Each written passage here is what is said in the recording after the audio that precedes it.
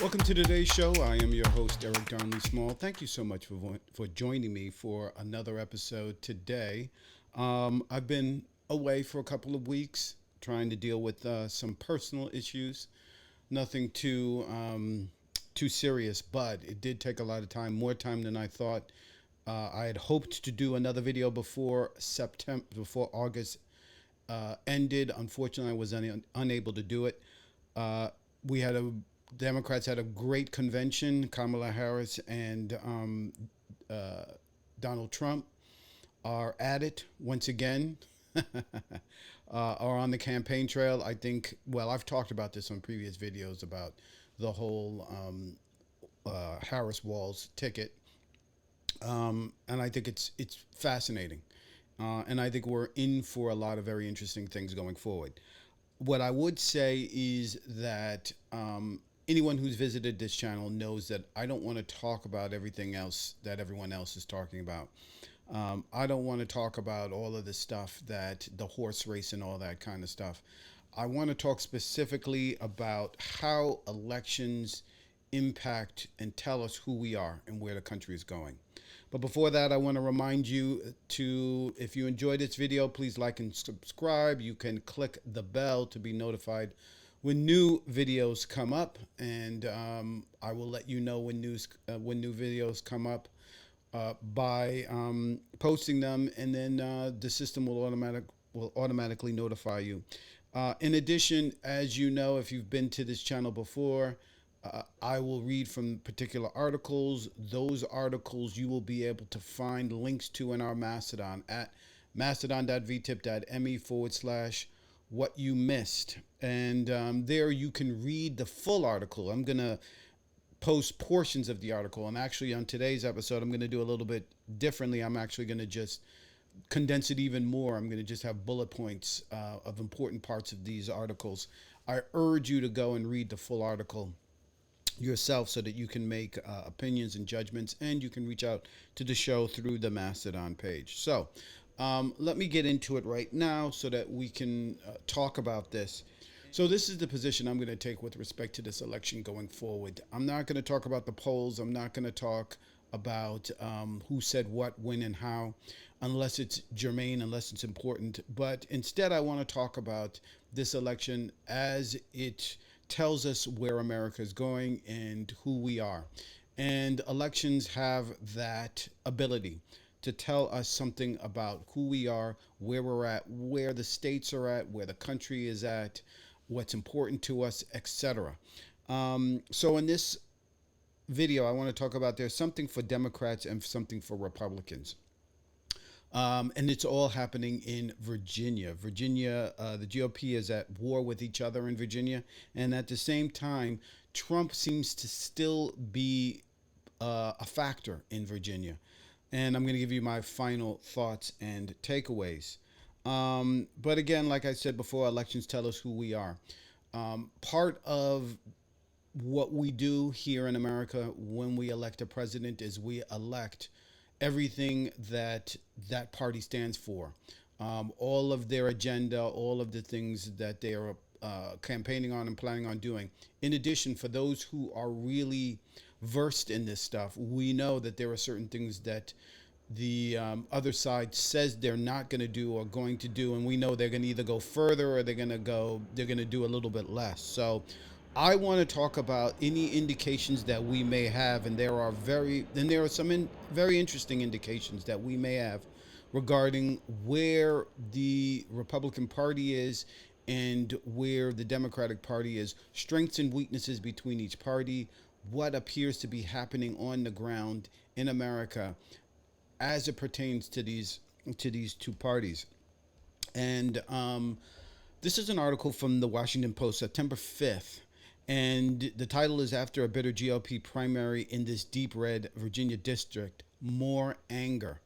And I'm going to go into it again. These are just bullet points, but I'm going to go into the details with regard to this. So it goes. So this is first my assessment of Virginia. And, you know, for Democrats, Virginia went from Republican stronghold to reliably Democratic, then flipped back to Republican, and is moving back towards Democrats. And one of the things I find fascinating is that it mirrors Nevada in that sense. Winning the Commonwealth would not be decisive, but impactful. I think that there is a very interesting thing to look at with respect to Virginia and Nevada. As in Nevada, ideological infighting and lack of enthusiasm in the state caused some of these flips to happen, particularly on the Democratic side in Nevada. We know from previous videos that I've done that one of the things that happened in Nevada is the Harry Reid machine came in conflict with the Bernie Sanders machine. And as younger, newer voters came in, they became more enamored with the Bernie Sanders movement, somewhat socialist movement. And the Democratic Party was weakened over that. It sort of fell apart. And we were able to see Cortez Masto, who female Latino senator, but unfortunately we lost the governorship. So that gave strength to a new Republican Party. In addition, there's migration from California and from probably Washington and Oregon states as well. More Republicans may be moving to Nevada. Of course, the lower taxes and all that kind of stuff. But anyway, staying with Virginia, um, these two are the most fascinating states, Virginia and Nevada, and I'm going to be talking more about both states as things go along, as this whole process goes along. But some political analysts say Democrats have a problem with independence, and Virginia proves it. For Republicans, it appears adherence to Trump and his lies are destroying the GOP in Virginia. Like in many states where the GOP is in power and the election was challenged, infighting has developed. My theory is Republicans hate each other, and that hate is tearing the party apart. It's also about collusion, which is essential for corruption. I've said that many times. America, like other great empires and apples, rot from the inside out. The GOP rot threatens to weaken and bring down the country. So that is one of my biggest theories about the larger ramifications of a weakened Republican Party. And my big, I couldn't care less that the Republican Party is undone or is transformed into something, a shadow of what it was. However, the infighting and the war that is happening on the GOP has a tendency and has a possibility of spreading out and of doing more damage to the rest of the country. And this Trump period that and the election lies period really has the ability to take this country in a different direction. We don't know yet how extensive that will be. We do know that this election is being fought in the courts. We do know that the conservative movement has loaded the courts up with judges, thanks to Mitch McConnell, which a lot of people for a minute were trying to think he was some kind of a hero for somewhat standing up to Donald Trump at one point in time. But we have Mitch McConnell to thank for these judges who are willing to play ball with Donald Trump and his conservatives, who are willing to help, impose BS voter suppression laws.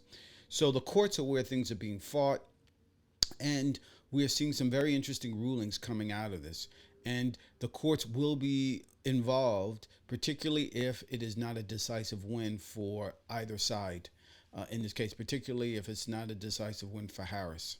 Moving on, this story again. This is the Washington Post, and this is by Laura Vazella, and it is regarding Bob Good. Bob Good, who is a staunch Republican conservative Donald Trump devotee, got into trouble with Donald Trump because of something he had said, and Donald Trump does not forgive a slight. So let me go into this.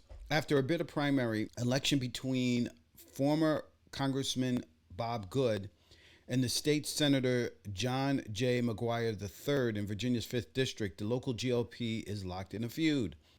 Feeling burned by opposing wings of their party, Trump helped push Good out to avenge an endorsement snub alongside GOP establishment forces tired of his obstructionism.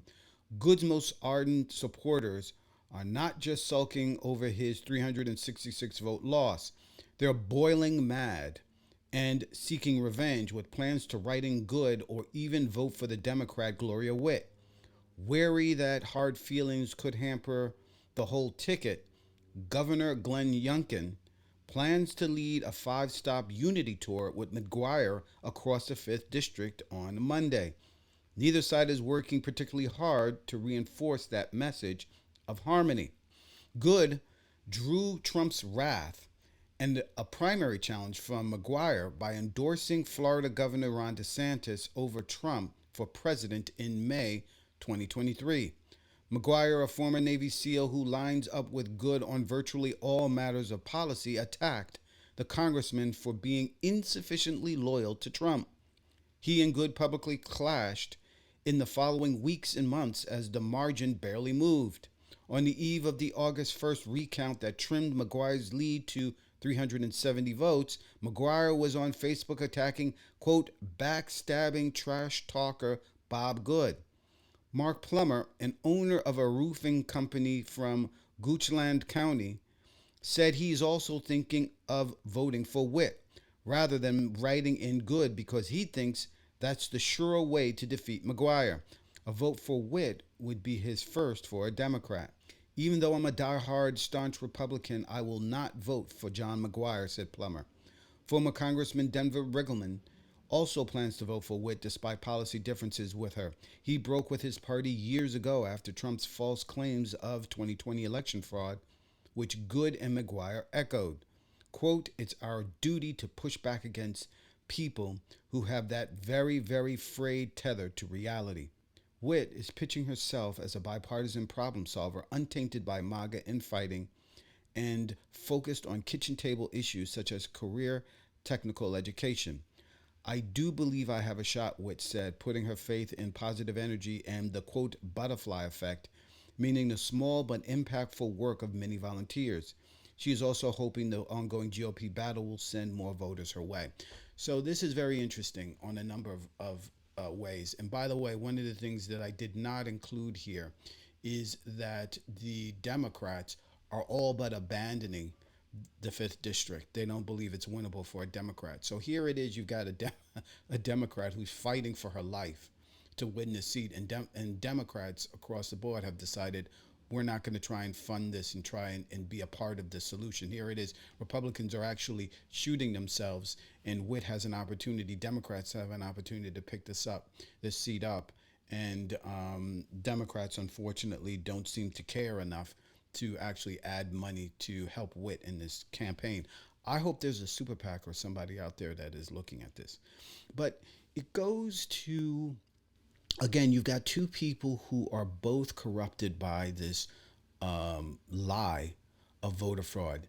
You've got Donald Trump, who is stoking dissension within the party and infighting within the party, right? Donald Trump loves to see people fight for him. More important than harmony and unity, right, is to see people show loyalty. And he's willing to see this party in Virginia, this district, implode and these guys attack each other so that they can show sufficient loyalty to Donald Trump. This is a particular type of dysfunction that is going on in the Republican Party that really does not bode well for the future of the party. And it further evidences the fact that the corruption that Donald Trump has created and that exists within the Republican Party, and even voters are beginning to see this and notice it, is doing severe damage to the GOP and far, far beyond just the presidential race. So that's one interesting note. Now on the Democratic side, here's why Trump is competitive in Virginia, independent and rural voters. This is from the Cardinal News, August 29, 2024. Never heard of Cardinal News. I usually try to stick with news and papers that I know and understand. But I'm just going to let you know right now, I've never heard of this newspaper. It could be a local newspaper. The article seems solid. That's why I'm including it. But I just want to let you know that I don't know this article, but it's an op-ed. I can tell you that, by Dwayne Yancey, And it's, I think, very well written and very interesting. So let me go on and say it is, again, Dwayne Yancey op ed, and it goes, Trump has increased voter turnout even in counties that are losing population. Those extra votes are keeping him close in a state that's voted Democratic 4 times in a row. Most recent Roanoke College poll taken before the convention showed Vice President Kamala Harris ahead by only 3 percentage points over former President Donald Trump in Virginia, a figure that put it within the margin of error. I've heard from other Democrats, though, who were surprised by the poll and found it dispiriting. There are two big reasons why the poll doesn't show Harris leading by more: independents and rural voters. Independents in Virginia were tilted towards Trump either 50% to 34% in a two-way race, or 47 to 35 in a five-way race, with Kennedy being one of the five. It's clear that many independents are concerned about things that might push them towards Trump rather than Harris. They think the country's headed in the wrong direction. They think he'd be tougher with Vladimir Putin. They're not particularly concerned about Trump being a threat to democracy. They don't like Joe Biden, but they love Glenn Youngkin and think slightly better about J.D. Vance than they do Tim Walz. If Virginia independents mirror those in other states, and some of the polling I've seen suggests they do, then she will have a tougher time nationally than Democrats would like. Trump has even been able to increase the Republican vote in rural Virginia, even in places that are losing population. Democrats entertain visions of how Tom Perello won that district in 2008, the first year that Obama won, and hope that Gloria Witt can do the same thing this year with Harris on the ballot. Two problems with that. The shape of the 5th district has changed, making it more Republican. Meanwhile, the rural counties in the 5th have become more Republican. There are some practical questions for Republicans. How many more votes can they expect to squeeze out of rural counties? When do they hit the ceiling? And does this reliance on rural voters weaken the party in the long run by reducing their focus on swing suburban districts that might matter more when it comes to, say, electing a Republican majority in the General Assembly? In the meantime, these numbers explain why Virginia is not as blue as Democrats think it ought to be. A couple of things here, a couple of things to note. This has been a repeated theme that I've heard over and over again, that Democrats are having problems with independents. My view has been that an independent is somebody that just tells pollsters or tells individuals that they're not Democrat or Republican. But an independent is somebody who is one of those, belongs to one of those parties, but just doesn't want to admit it. And I think you can look back at polling, at voting data and see it. But what's more important here is this quote about Putin, which I found fascinating. The idea that Donald Trump is going to be tougher with Putin than a Democrat, than Harris, is laughable. And it goes to show that there is a messaging problem here. And I'm going to go to my final thoughts here because I want to bring that up. It's important. Elections, again, tell us who we are. The infighting in the election lives of Donald Trump are hurting the GOP. That's now a fact. I mean, I have done other videos where I have talked about that before. This is a phenomena that exists. It's not going to go away. I don't care how much kumbaya and let's all come together, convention speech and all that kind of stuff. There is true bitterness between members of the party. And it is reflected in the House of Representatives and their removal of Kevin McCarthy as Speaker. But we're also seeing it on the ground in elections. Bob Good and McGuire, from a policy point of view, have no distinguishable difference. They're the same person. One could go in one day and the other could go in the next day and they would vote the same way. What's going on here is there is a bitterness and anger over how they're being treated, and that Donald Trump is stoking that bitterness and anger. That's important. Independents we're seeing are not informed. They believe Trump will be tougher on Putin. I mean, it's absurd. Democrats are somehow not reaching these voters. How can the GOP reach these voters, but Dems can't? What is the solution? I believe that there is, and I talk about this in a second, when I say, corruption is what will end the American empire. I've talked about that before. I've talked about what my father has said before about corruption needs collusion. You have to have people who are willing to go along to be corrupt in order for corruption to happen. America could never be defeated, just like any other empire, the British Empire, the Roman Empire, any other great empire could never be defeated on the battlefield. They were just too dominant. Every one of those empires fell apart because of corruption, because with the government within became corrupt. And it became more about individuals. It became more about the selective few. It became more about cutting taxes, keeping rich people rich, poor people poor, side deals, self-dealing, all of these kinds of things that we know to be corrupt.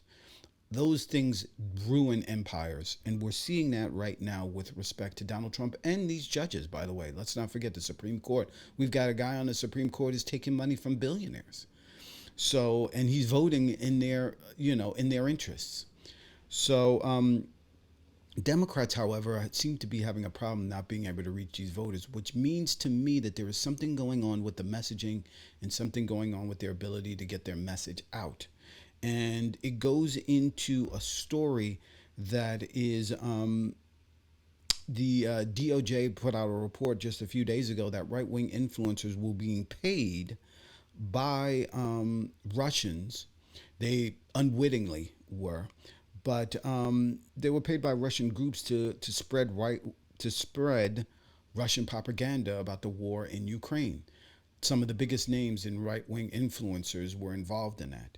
And this is a messaging war, right? We have to realize that the attack on America is not on the battlefield.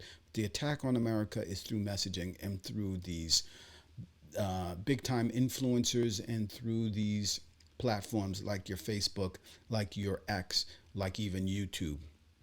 And just a side note on oligarchs. Again, the comparison between what Trump is looking to do and what the GOP could become under a Donald Trump administration versus in comparison with what Putin has done, we're beginning to see what could be our oligarchs, the building of an oligarchic society. We know that a lot of these right-wingers in the tech industry have this idea of meritocracy. And we're seeing reports that Elon Musk will be a part of Trump's administration, will head up a part of the government. They'll create a new government department for him. This is very similar to what oligarchs do in Russia. You give money and be loyal, and I will give you control of government. We do know that that is what has happened, and I didn't truly understand it, still don't truly understand how Russia works, particularly with these oligarchs, and completely how it reflects to Vladimir Putin. But we're seeing an autocratic government be proposed and be formed under Donald Trump. And we're also seeing a familiar situation when we look at Russia and what Vladimir Putin has been able to do. And we know Donald Trump loves Vladimir Putin, probably is being counseled by Vladimir Putin on the side about what he needs to do. DOJ knows it. They're letting people know, and it's important to get the word out. So elections really tell us about who we are and where the country is and where we're going. What's our values, what it is that we find important, what it is we believe in, and it further puts into question as to whether America, in my view, can adhere to its founding documents, its reason for becoming an independent country from England. Life, liberty, and the pursuit of happiness. Can America continue to move in that direction? We're going to find out very soon. Thank you for joining me on this video. You will see me on the next one. Thank you so much. Take care, everyone. Hey there, fantastic viewers. Eric Darnley Small here, and I hope you're loving today's episode of What You Missed. You've reached the end of today's show, but don't worry, there's more show coming up.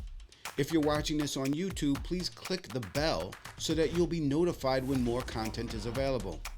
You can also help the channel by clicking the like and subscribe buttons. It helps the YouTube algorithm find new viewers so that I can keep bringing you all this incredible content you enjoy. But wait, there are more ways to support the show. You can make a contribution through the show's PayPal, which goes a long way in helping produce even better content for you. And consider becoming a part of our growing community by joining our Mastodon site at mastodon.vtip.me/@whatyoumissed for more engaging discussions and exclusive updates. And here's something you won't want to miss. Mark your calendars for our live show streaming on YouTube and stream.vtip.me Monday mornings, 10:30 a.m. Eastern Standard Time. Your support means the world to me, and together we're making what you missed the best it can be. Thanks for being a part of my journey.